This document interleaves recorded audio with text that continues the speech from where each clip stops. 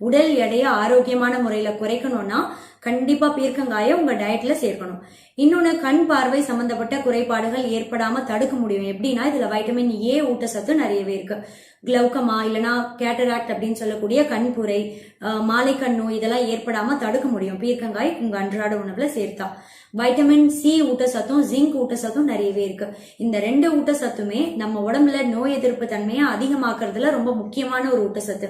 இந்த காய் அடிக்கடி சாப்பிடுறதால நம்ம நோய் எதிர்ப்பு திறன் நல்லாவே அதிகமாகும். நீரிழிவு நோய் ஏற்படாம தடுக்க முடியும். குறிப்பா டைப் 2 டயபெட்டிஸ் நோய் ஏற்படாம தடுக்க முடியும். டயபெட்டிஸ் இருக்கிறவங்க எல்லாம் பாத்தீங்கன்னா பீர்க்கங்காயை அவங்க அன்றாட உணவுல சேர்க்கும் போது ரத்தத்துல சர்க்கரையோட அளவு கட்டுப்பாட்டுல இருக்கும். இந்த காய் அடிக்கடி சாப்பிடுறதால நம்ம லிவர் ஃபங்க்ஷன் நல்லா இம்ப்ரூவ் ஆகும். கல்லீரல் உறுப்போட செயல்பாட்டை நல்லா அதிகமாக்கும். கல்லீரல் உறுப்பு மட்டும் கிடையாது, நம்ம இதயத்தை கூட பாதுகாப்பா வைத்து மாரடைப்பு நோயெல்லாம் ஏற்படாம தடுக்கும் இந்த பீர்க்கங்காய். பீர்க்கங்காய் அடிக்கடி சாப்பிடுறதால செரிமான பிரச்சனைகள் கூட ஏற்படாம தடுக்க முடியும்.